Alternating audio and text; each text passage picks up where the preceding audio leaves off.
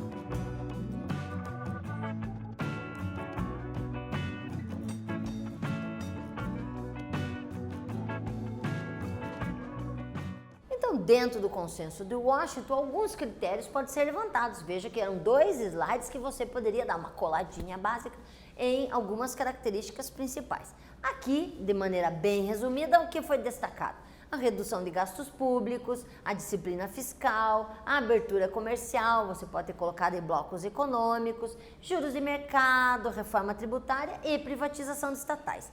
Privatização de estatais literalmente é o termo mais utilizado e que talvez você aí tenha literalmente lembrado, e a gente já vai ver por quê. Nessa questão, nós temos que observar que o liberalismo, como todo e qualquer movimento, seja econômico, social ou político, ao ser distribuído pelo planeta, vai tendo nuances que são adaptações à cultura, diversificação econômica. Então, não podemos dizer que o neoliberalismo é unânime e igual no planeta todo. Existem tipos, principalmente em detrimento do que veio antes dele para que o país se adapte. Nesse quesito, obviamente, Estados Unidos e Inglaterra foram os que primeiro se organizaram nesse sentido, porque foi lá que surgiram essas ideias neoliberais e disseminaram a forma de viver. Lógico que isso, dentro dessa situação de Estado mínimo, promoveu vários tipos. Também não foi difícil de, à medida que eles foram sendo imputados, sendo feitas essas modificações, alguns países passassem por crise, porque ou já estavam fragilizados ou se tornaram durante o processo. Esse é o exemplo do Brasil. Nesse quesito a gente vai ver na sequência, mas já fiquem espertos que vamos falar sobre isso logo. Dentro desse quesito brasileiro, vamos puxar uma retrospectiva histórica antes de fechar o raciocínio. Para isso, temos que puxar e entender toda a estruturação vivenciada pelo Brasil, desde o período das navegações até os dias atuais, onde literalmente o comércio foi sendo organizado, primeiramente com a intervenção da metrópole e posteriormente com forças adversas, dependendo do momento em que se inseria. Mas esses picos econômicos que o Brasil teve, embasados principalmente pelos ciclos econômicos, que nós podemos citar o ciclo do pau-brasil, depois cana-de-açúcar, o café, o gado, dentro do cenário sulista, erva mate, todos são quesitos que vão fazer com que a trajetória brasileira vá fluindo. Mas depois do período ditatorial, entrou um novo momento econômico e político brasileiro no mesmo start que estava acontecendo esse impulso neoliberal. E isso, logicamente, embasou a mudança no Brasil, isso já na década de 90, e também estruturou as chamadas privatizações das estatais. Então, o Brasil, quando você observa no contexto econômico, você literalmente visualiza que o Brasil nasceu em termos industriais keynesiano, ele nasceu com esse intuito de estatais, organizando, sistematizando, algumas empresas ligadas principalmente ao bem-estar da infraestrutura sanitária, da infraestrutura de tecnologia de comunicações, mas que na década de 90 foram literalmente privatizadas, vendidas, tornando-se empresas particulares, para potencializar o quê? A abertura ao mercado externo. No momento que a empresa não é mais uma empresa pertencente ao governo, ela é particular, ela possibilita a vinda de outras empresas, por isso as estatais. Nesse quesito, o principal estandarte da época foi o presidente Fernando Henrique Cardoso, que veio com toda essa bagagem neoliberal sendo defendida durante o seu processo de eleição e também durante todo o seu governo, onde literalmente se intensificou esse processo privativo que, veja, vai de 1995 até 2003. Quando olhamos a essa fundamentação de privatização, quais eram os argumentos utilizados? Então, vamos ver aqui. A utilização de que a privatização era boa, porque permite ao Estado ganhar menos com folha de pagamento. As empresas passam a ser administradas por propriedade privada, isso dá maior volume, versatilidade e rapidez. Temos outras situações que é o outro lado da moeda. Como é que as pessoas falavam? Contra, a ideia era a seguinte: a privatização é péssima porque precariza o serviço prestado à população, prejudicando. aumenta o desemprego, a exploração de mão de obra, intensifica a desigualdade social. Então, você tem os dois lados para você identificar como sendo a organização sistemática do neoliberalismo brasileiro. Outros quesitos que aparecem como sólidos para a gente puxar, por exemplo, é a Telebrás. No caso da Telebrás, que privatizada em 1998, era uma empresa fundamentalmente governamental desde 72. Além dela, nós vamos ver outras empresas de telefonia. Se você buscar na mídia ou em qualquer outra instrução até escrita sobre o assunto, você vai perceber que existiam várias. A Telepar, tem a Telebrás, Sanepar, então muitas empresas que na época nasceram estatais, foram sendo privatizadas na década de 90, que vai estruturar uma nova forma de economia. Nessa nova forma de economia, visualizando muito o capital externo. Por quê? Porque no momento que você abre o mercado, literalmente você potencializa uma recepção de outras empresas, de outros instrumentos, de outras formas de produzir. E isso, logicamente, vai gerar aspectos positivos e aspectos negativos.